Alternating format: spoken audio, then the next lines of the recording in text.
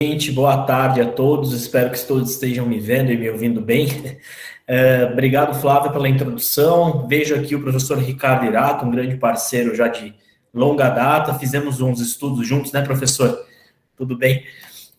Bom, eu tenho aqui essa missão de falar em 30 minutos. Eu vou até tentar ser um pouquinho mais breve, né, para a gente dar oportunidade depois também para os outros colegas. Eu estou com uma apresentação aqui, Flávio, eu vou compartilhar, tá? Bem rápido com todo mundo, para a gente falar um pouco sobre esse assunto. Eu não vejo mais vocês, mas vocês agora enxergam aqui a apresentação, correto?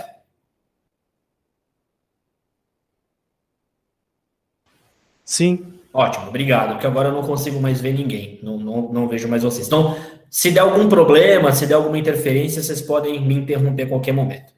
Bom, novamente agradecer ao CNE pelo convite, ao Giovanni, que há meses aí vem fazendo essa comunicação com o Trata Brasil para que eu pudesse estar aqui na tarde de hoje, virtualmente fazendo essa apresentação, explicando um pouco sobre o Trata Brasil, sobre esse problema, né, do saneamento básico, que certamente já é de conhecimento de todos vocês, mas para a gente dar um detalhamento um pouco maior. Então, o Instituto Trata Brasil, né, fazendo uma breve apresentação para quem não conhece, é uma OCIP, Organização da Sociedade Civil de Interesse Público.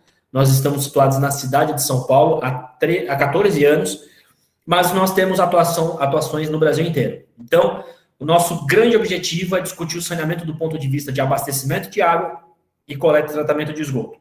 Embora o saneamento ele também fale sobre resíduos sólidos, drenagem urbana, são temas que o Trata Brasil não estuda, não divulga relatórios e não tem informação. Então, hoje a gente vai ficar muito focado sobre o abastecimento de água. Bom, essa próxima tela é sobre os objetivos do desenvolvimento sustentável, né, que é uma tela que a gente sempre abre as apresentações do Trata Brasil. Peço desculpas, acho que passou sem querer aqui.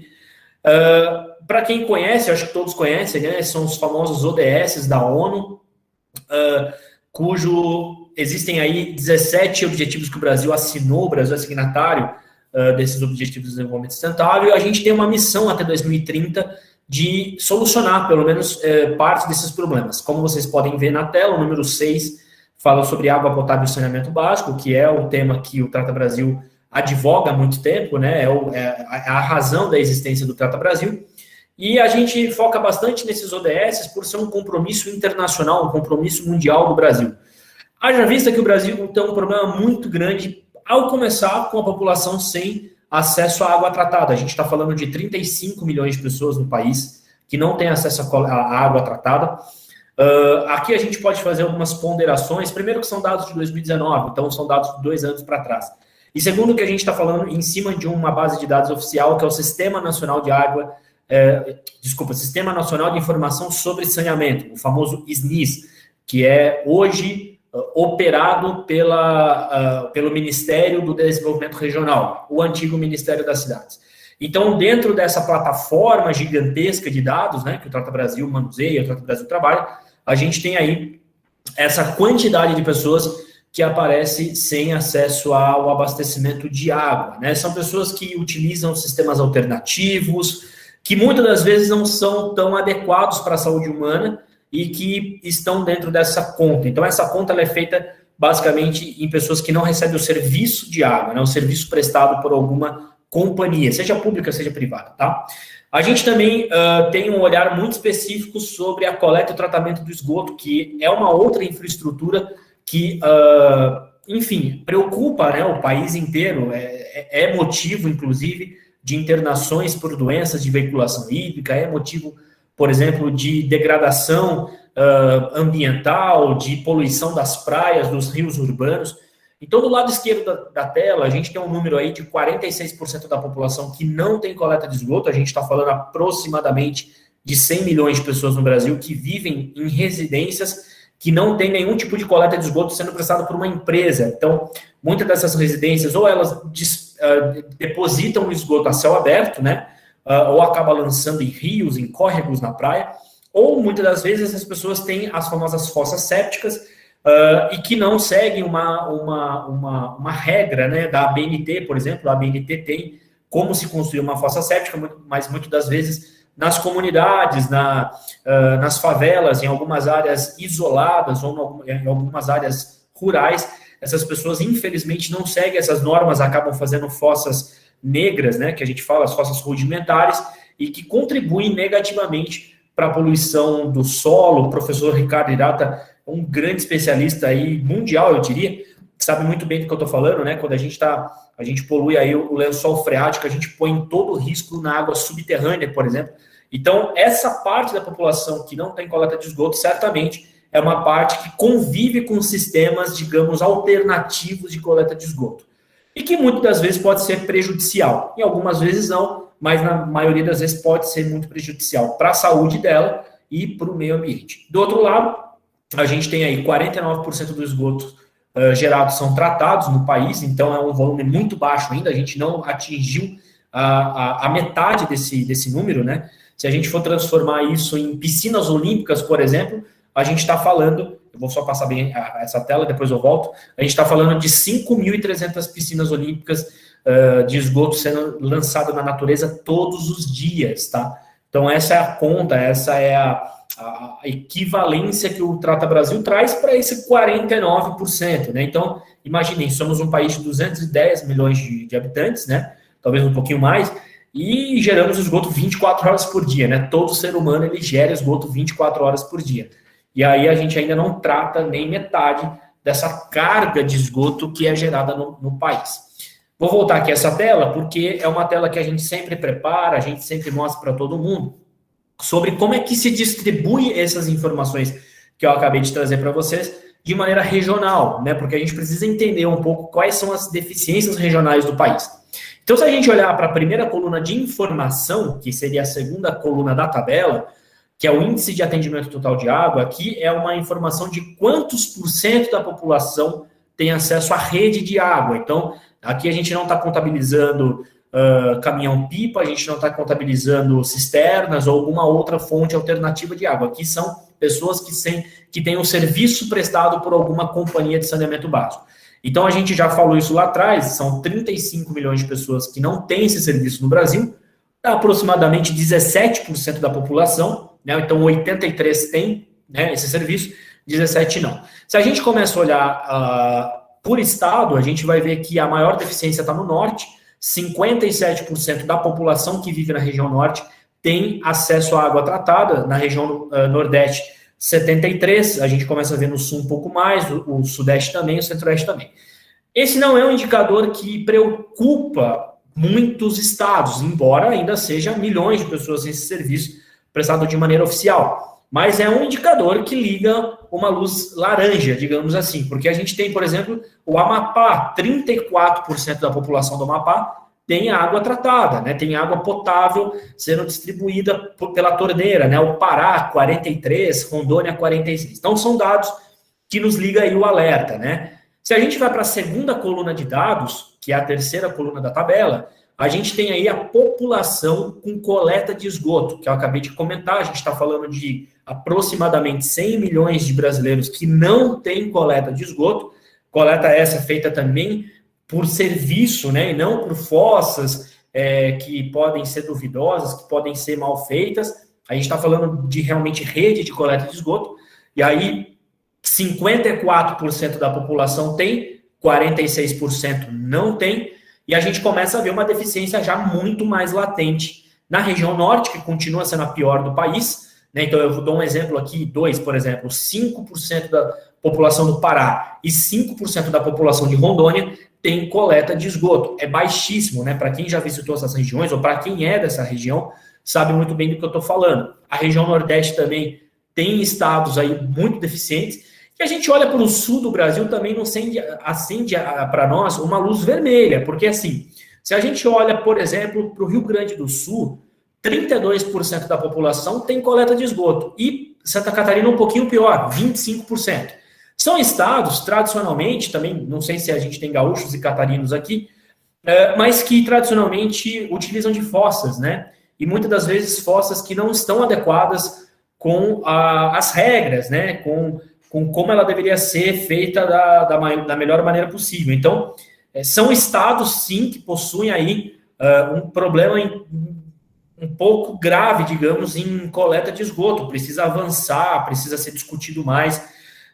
Então, a gente olha para o sul do Brasil, que tem uma deficiência que muitas pessoas não entendem ou nunca viram, né? Se a gente olha para a coluna em laranja, que é a próxima, que é a terceira coluna de informação, a quarta da tabela, a gente está falando do volume de esgoto tratado. Então, eu mostrei para vocês que 49% do esgoto, né, de volume de esgoto no Brasil é tratado. É pouco ainda, a gente não chega nos 50%, né? Ainda falta aquele 1 ponto percentual para chegar, né? Mas que é muito. E aí a gente começa a olhar de novo. O norte do Brasil, 21% do esgoto gerado é tratado. No Nordeste, 33%. E a gente começa a olhar, por exemplo, o Sudeste. A gente tem problemas. O estado de São Paulo, o mais populoso da nação. A gente está falando aí de um estado com quase 50 milhões de pessoas, né? A gente tem 68% do volume de esgoto sendo tratado. Então, boa parte desse volume ele vai para a natureza, enfim, ele contribui com a poluição dos rios urbanos, das praias, enfim. A gente tem aí uma situação um pouquinho mais favorável no Paraná, 74% do esgoto gerado no estado do Paraná é tratado, 82% do esgoto gerado no Distrito Federal é tratado. A parte disso, a gente tem deficiências no país inteiro em relação a essa infraestrutura, tá? E por fim, a gente não falou nisso ainda, a última coluna, a gente está falando de um item do saneamento básico que o Trata Brasil estuda constantemente, que é o índice de perdas na distribuição. O que significa? Para os engenheiros, todo mundo já sabe o que significa, mas para quem ainda está um pouco perdido, significa aquela água que é perdida entre a produção e a distribuição para o consumidor. Então, toda aquela água foi captada nos mananciais, nos poços, né,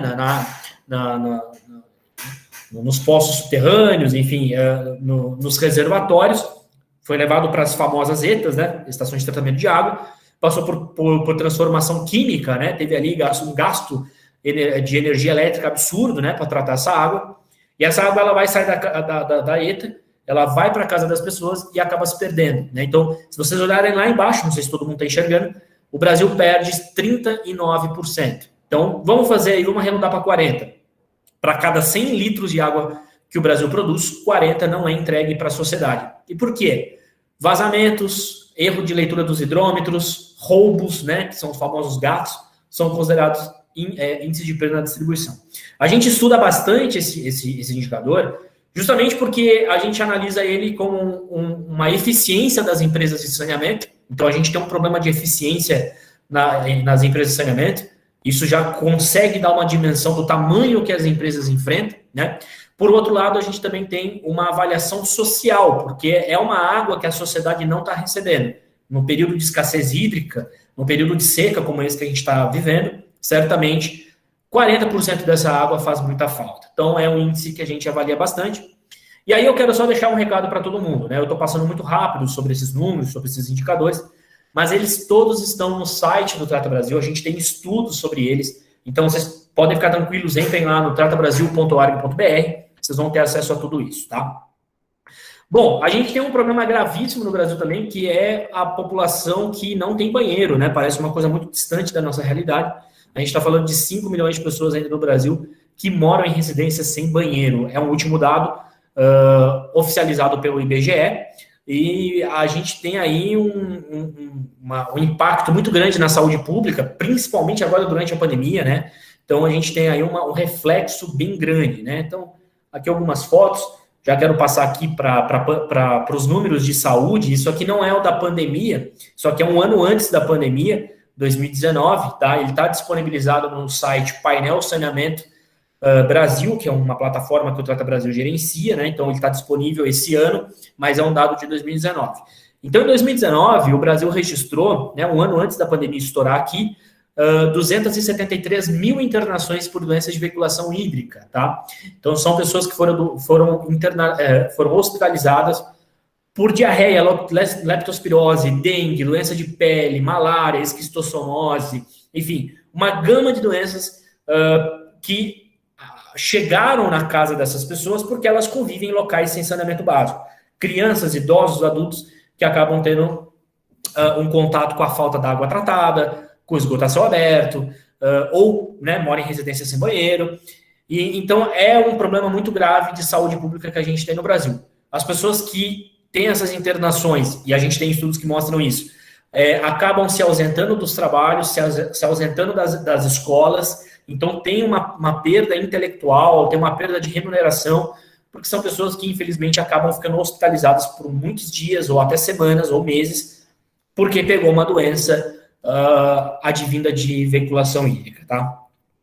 Bom, a gente tem um número aqui de global, né? São 800 milhões de crianças que não têm instalações básicas para lavar as mãos em suas escolas. Isso no país, no mundo inteiro, em 2019.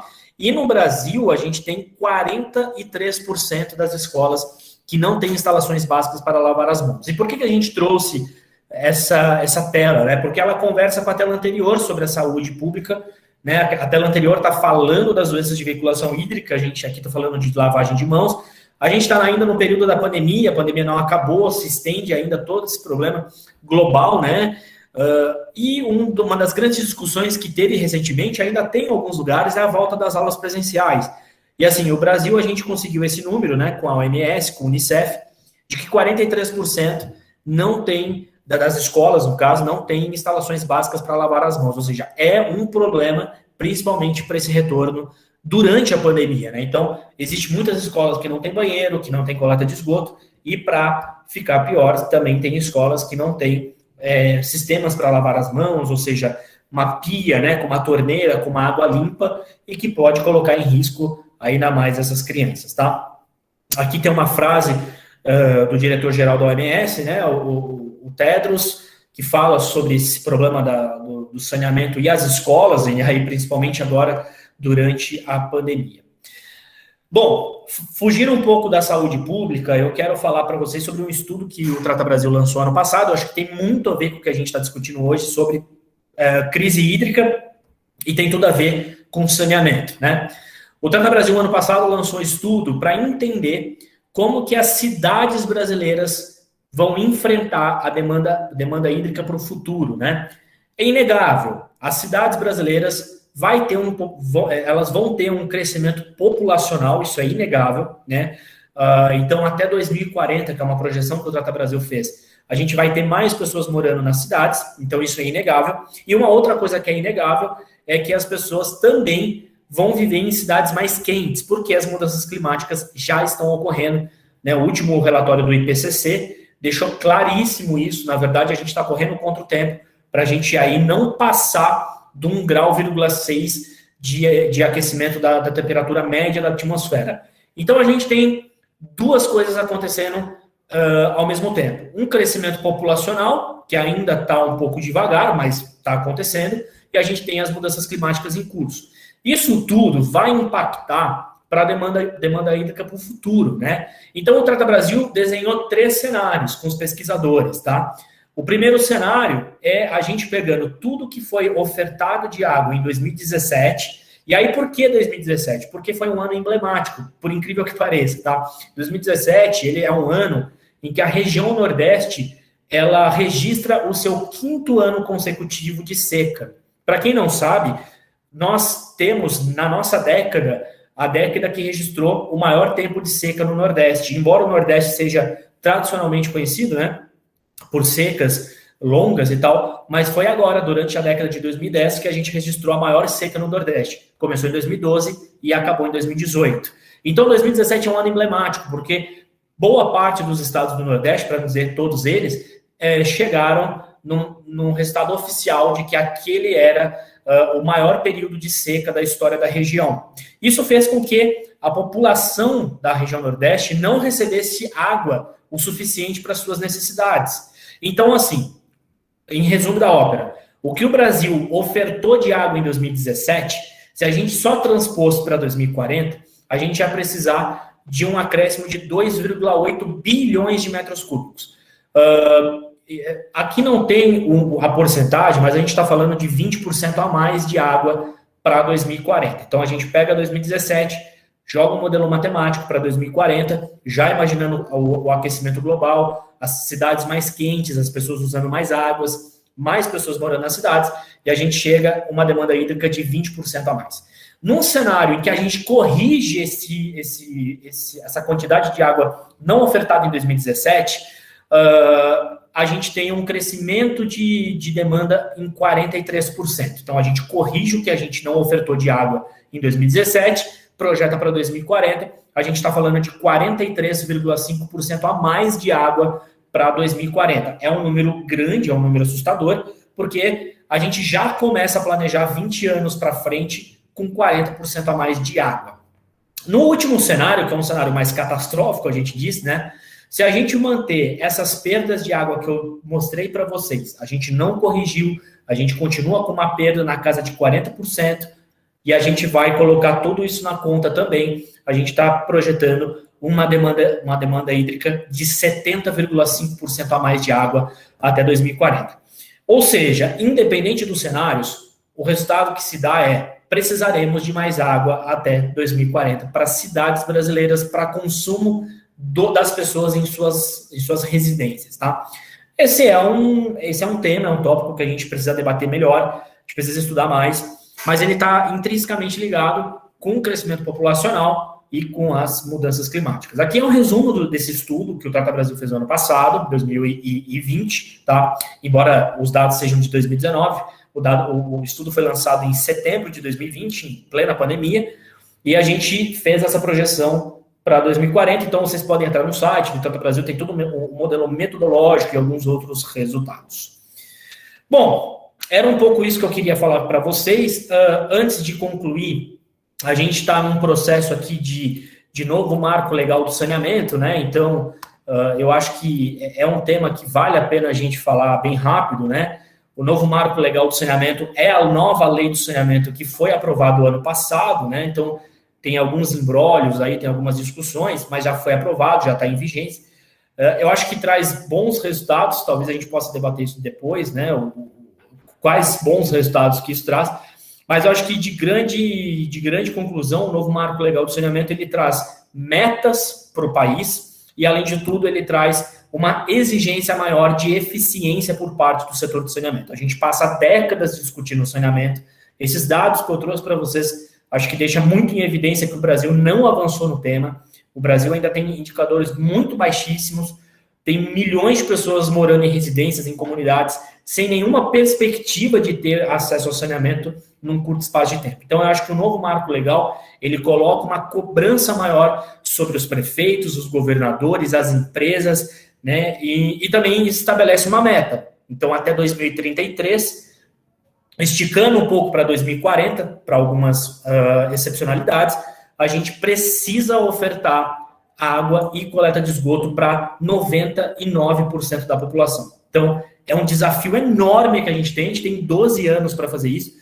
Vai ter casos excepcionais que a gente vai ter que esticar um pouco a corda para 2040, mas eu acho que a gente está num momento interessante do saneamento básico brasileiro. A gente pode discutir algumas questões do novo marco legal, é amplamente discutível, é amplamente debatível, mas eu acho que é uma nova lei que pode trazer um cenário diferente para o país. Bom, encerro aqui a minha fala, devolvo para a Flávia e fico à disposição para debate, enfim, para dúvidas. Obrigado.